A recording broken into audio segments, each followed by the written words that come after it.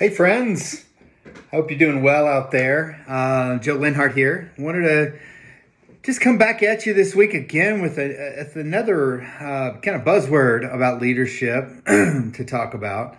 As you know, I get passionate about this stuff. The last few weeks we've talked about hope, and we've talked about the concept of rippling and trust and integrity and a number of other things that are critical to a leader's not just success, but relationships, in my opinion.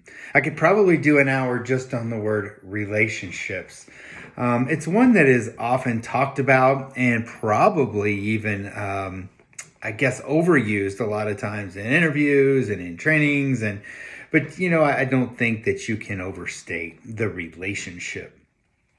But today I want to focus on another word that comes to mind that I know most everyone who aspires to be a leader or has studied leadership or has been in leadership understands, but I'm not sure that everyone applies it intentionally in an effective manner consistently. And that word today is empowerment. Empowerment. Again, a powerful word in the world of leadership. And so let's talk about it just briefly. Again, I'm a simple guy. This stuff, folks, isn't all that hard, but it's amazing to me the leaders that I have seen throughout my career that are insecure leaders, that are egotistical leaders, that are what I would call ivory tower leaders. And they sometimes lose their way and forget the power in the people. I used to always say to my teams, and believe me, friends, I have skinned my knee plenty. I have gotten complacent in my career before. I've lost my way at different times. Luckily, I have always found my way back through the people. And what I've always said to teams is, hey, guys, we're stronger in numbers, always stronger in numbers, right? And so you could say, well, I've got my small group of directors and we're going to strategize and take on all the projects, and we're going to sit in our ivory tower and we're going to make the decisions and push that down. Okay, we've all been there. We've all done that. But I say, so therefore I believe it's true, that we're always better off when we can empower our best people from the front lines all the way to the top line. And so what does that look like? What I have tried to do is identify what our best talent looks like. And so often I've tried to chart that. Let's call it for this conversation a whiteboard effect, where I whiteboard out our best talent and sometimes force rank those guys. And then I try to not only, build relationships with those folks and over communicate with those folks, recognize them, but I've tried to figure out where their strengths are.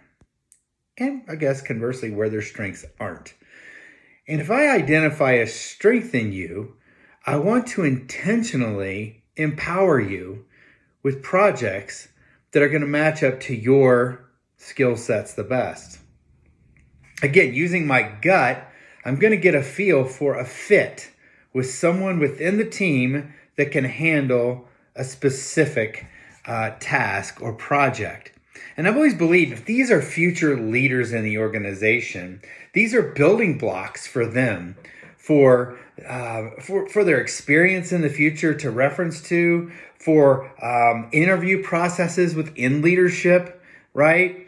And so you want to intentionally give them that trust, there's that word again, and that opportunity to go lead a small group, to take on a project and report on that, to allow them to present their ideas freely, to ask them their opinion or to test a new process perhaps that you've created or a new product, to get their opinion on that.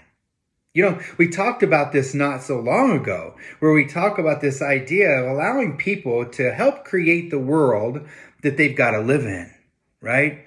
I have always believed people function so much better in that environment with leaders that empower them to do cool stuff over and beyond the job at hand, right?